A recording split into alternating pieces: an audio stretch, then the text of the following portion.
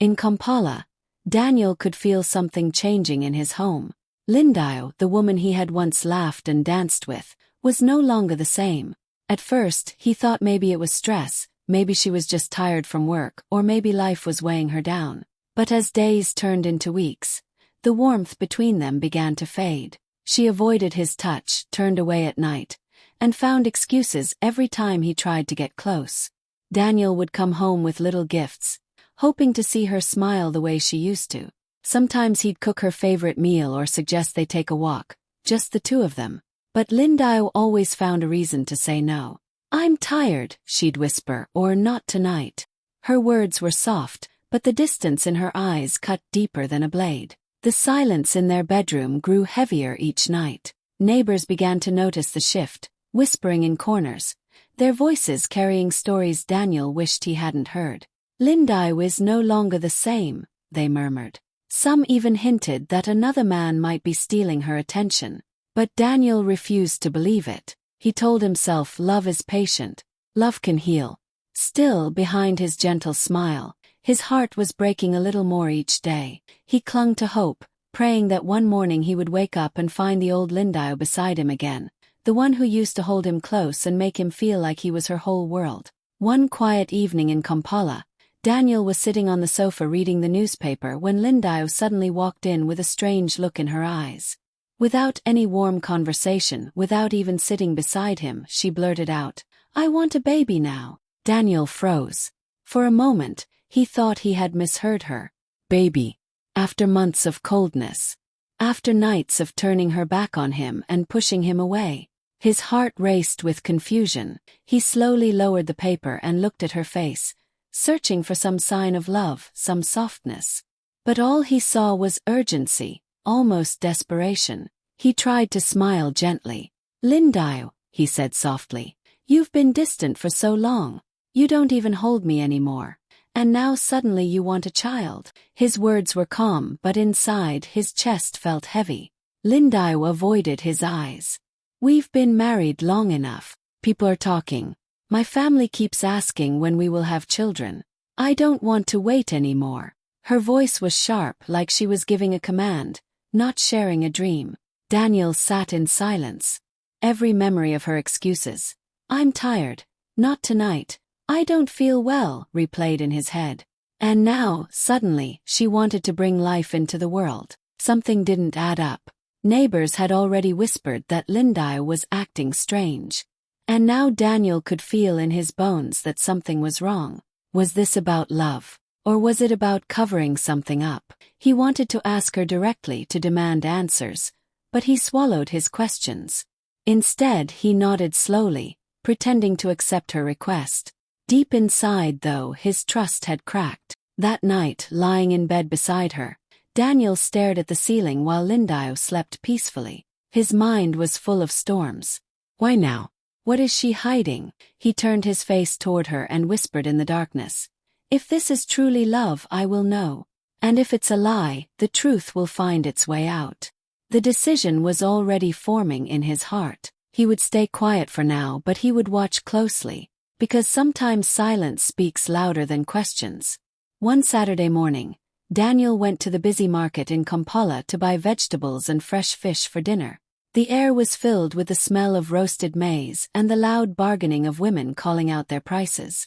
He moved from stall to stall, greeting familiar faces, trying to distract himself from the heaviness at home. As he stood at a tomato stand, carefully choosing the ripest ones, he overheard two women behind him whispering. Their voices were low, but their words cut through the noise like a sharp blade. "Have you seen Lindayo these days?" one woman murmured. "She's always too close to that businessman Musa. The way they laugh together, it's not just friendship." Daniel's hand froze above the basket of tomatoes. His heart thudded painfully in his chest. He strained to hear more. The second woman chuckled. My sister, I saw them last week near the cafe. They sat so close like lovers." Poor Daniel, he doesn't know what his wife is doing. Daniel's vision blurred for a moment. The tomatoes in his hand felt heavy as stones.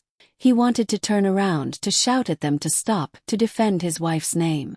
But something inside him told him not to react, Not yet. Instead, he placed the tomatoes back slowly and paid for the few items he had picked. As he walked away, the women's whispers still rang in his ears. Each word felt like a knife twisting deeper into his heart. On the road home, Daniel's thoughts swirled. Could it be true? Was this why she had grown so cold, only to suddenly demand a baby? His stomach turned as he remembered her urgent words. "I want a baby now." It all seemed to connect, but he refused to let emotions drive him. When he entered the house later, Lindio smiled faintly, pretending nothing was wrong. Daniel forced himself to act normal too. He asked about her day, shared the food he bought, and kept his tone light. But deep inside, his mind had shifted. That night, while she slept soundly, Daniel lay awake again, staring at the ceiling. The whispers from the market echoed in his head. Instead of confronting her in anger, he made a quiet promise to himself. "I will watch. I will listen. I will know the truth with my own eyes." And from that day forward, Daniel became silent but sharper. Every word she spoke, every move she made, he noticed. Because sometimes the truth doesn't come by asking, comes by waiting. One cool evening in Kampala, Daniel noticed Lindio dressing up more carefully than usual. She wore her bright red dress, the one she used to save for special dinners with him, and a touch of perfume he hadn't smelled on her in months. She told him she was just meeting a friend, but something about her tone didn't sit right. Daniel's heart beat faster. He quietly picked up his jacket and decided to follow her from a distance. The streets were busy with taxis honking and vendors closing their stalls, but Daniel kept his eyes on her. Lindio walked quickly, her phone pressed to her ear, smiling in a way he hadn't seen in a long time. Finally, she entered a quiet restaurant on the edge of town, a place Daniel knew well but hadn't visited in years. He stayed outside, his heart pounding, and then he saw him, Musa. A tall, wealthy businessman, well known in Kampala for his flashy cars and expensive taste. Daniel's stomach twisted as he watched his wife sit across from Musa. At first they talked casually, but soon their chairs moved closer. They leaned in, their heads almost touching, whispering and laughing like two young lovers. Every smile she gave him felt like a knife in Daniel's chest. He wanted to burst in, to shout, to demand answers. But instead he pulled out his phone. His hands shook, but he hit record. Through the camera lens, he captured it all. The way Musa reached for her hand, the way she let him, the way her laughter rang out so freely. That same laughter had once belonged to Daniel, and now it was being shared with another man. Tears stung his eyes, but he kept filming, telling himself that proof was stronger than anger. Minutes felt like hours as Daniel stood in the shadows, watching the woman he loved betray him piece by piece. His heart broke quietly without a sound, while his phone collected the evidence that would one day speak for him. When Lindio finally left the restaurant, her smile still glowing, Daniel turned away quickly and walked home alone. His chest felt hollow, his feet heavy. That night, he lay beside her in bed, pretending to be asleep as she slipped under the covers. Her scent of perfume still lingered, a cruel reminder of where she had been. Inside, Daniel whispered to himself, "I know now. I have seen it with my own eyes. And when the time is right, the truth will be revealed." After that night when Daniel saw the truth with his own eyes, nothing felt the same. But to his surprise, Lindio suddenly changed her behavior at home. She started cooking his favorite meals again, sitting close to him on the sofa, even laughing at his jokes like before. To anyone watching, she looked like the perfect wife who had fallen in love with her husband all over again. But Daniel knew better. Her sudden sweetness was not love. It was a plan. Every chance she got, she brought up the same topic. "Daniel, I want us to have a baby now." Her voice was softer this time, almost pleading, but he could see the urgency in her eyes. She wasn't asking, she was demanding, dressed up as affection. Daniel felt torn. Part of him wanted to believe she had changed, that maybe she truly wanted to rebuild what they had lost. But the memory of her with Musa, whispering and laughing like lovers, burned in his heart. He smiled gently at her, nodding as if he agreed, but inside, his mind was already made up. He told himself, if she conceives, I will not argue. I will wait.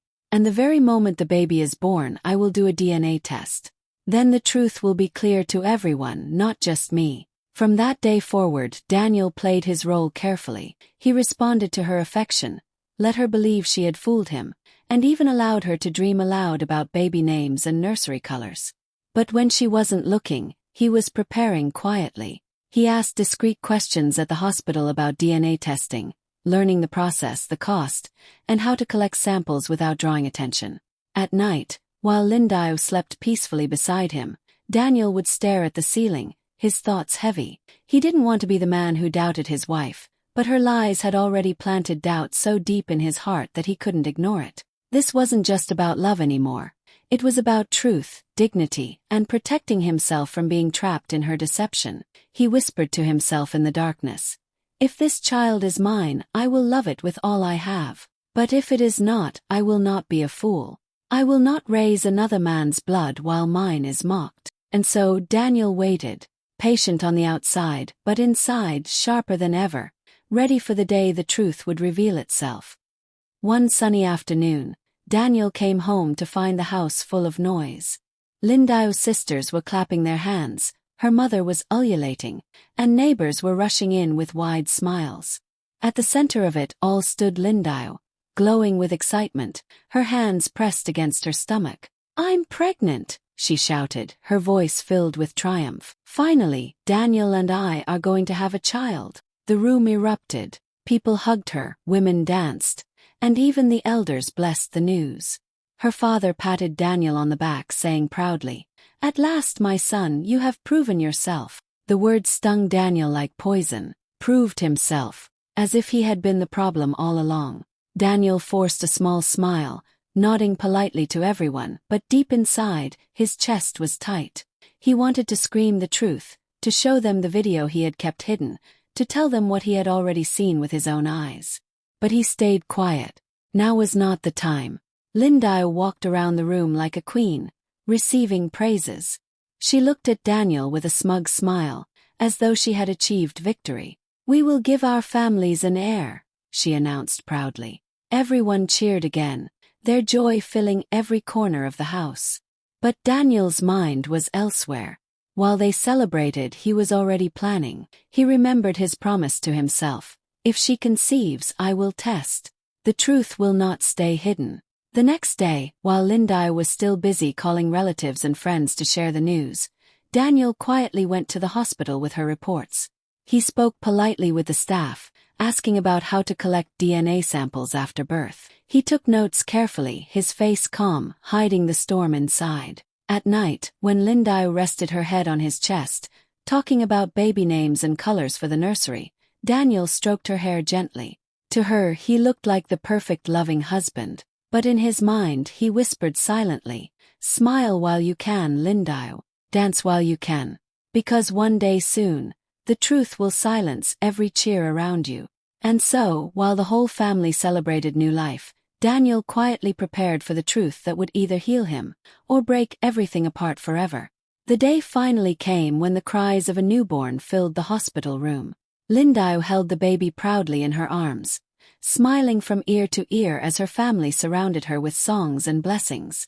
Everyone called Daniel a father at last, patting his back and congratulating him. On the outside, Daniel smiled faintly, but inside, his heart was heavy with questions. When no one was watching, Daniel leaned over the crib and gently touched the baby's tiny hand. His chest tightened. He wanted so badly to believe the child was his, to let go of all the doubts. But the image of Lindio with Musa kept flashing in his mind like a wound that wouldn't heal. That night, when Lindio finally fell asleep from exhaustion, Daniel quietly collected what he needed: a strand of the baby's hair, a small piece from the blanket the baby had sucked on. His hands trembled as he placed them carefully in a clean envelope. It felt like betrayal, yet he knew it was the only way to find the truth. Weeks later, the call came from the laboratory. His heart raced as he walked to collect the sealed envelope. He sat in his car, staring at it for a long time, afraid to open it. His palms were sweaty, his breath unsteady. Finally, with shaking hands, he tore it open and read the words that shattered him completely. Probability of paternity, 0%. The child is not biologically his. The paper slipped from his fingers as tears streamed down his face. For a long time he sat there, unable to move, unable to breathe properly. Every sacrifice he had made, every prayer he had whispered, every night he had waited with patience, it all felt crushed in that single moment. But even in his pain, Daniel forced himself to stay calm. He wiped his tears and whispered to himself, "You knew this could happen. You prepared for this." He remembered the video he had recorded, the whispers he had heard, the lies he had endured. The evidence was now complete. When he returned home, Lindio smiled sweetly, holding the baby as if nothing was wrong. She had no idea that Daniel now held the truth in his hands. He looked at her, his heart breaking but his face calm. Inside, a quiet fire burned. One day soon, he thought, the world will hear the truth, not from anger but from justice. That night, as the baby cried in the cradle, Daniel sat silently, staring at the ceiling. His tears had dried, but his resolve had only grown stronger. The game of lies was over. Now it was only a matter of time. The evening was warm in Entebbe when Daniel opened the doors of his home for a special family dinner. He invited everyone, his own relatives, Lindio's parents, her sisters, even a few close neighbors. The long dining table was decorated beautifully, with candles glowing and plates filled with food. To the world, it looked like a celebration of family and new life. As guests settled in, Lindio beamed with pride. She carried the baby around the room, letting everyone hold the child. Her mother clapped joyfully, saying, "At last, our daughter has given Daniel an heir. He is a true man now." Every word cut into Daniel's chest, but he kept his face calm, waiting. During dinner, laughter filled the air. Lindio sat tall beside Daniel, smiling like a queen who had won a battle. At one point, she raised her glass and said loudly, "To my husband. After years of waiting, I have finally given him a child. Our families can now rejoice." The room erupted in cheers, everyone raising their cups in agreement. Daniel set down his fork slowly. His heart was racing, but his voice was steady when he stood up. In his hand was a sealed envelope. The room grew quieter as he cleared his throat, his eyes moving from face to face. Then he looked directly at Lindio, who was still smiling proudly. "Shall we tell them the truth?" he asked, holding the envelope high. The room froze. Laughter stopped midair.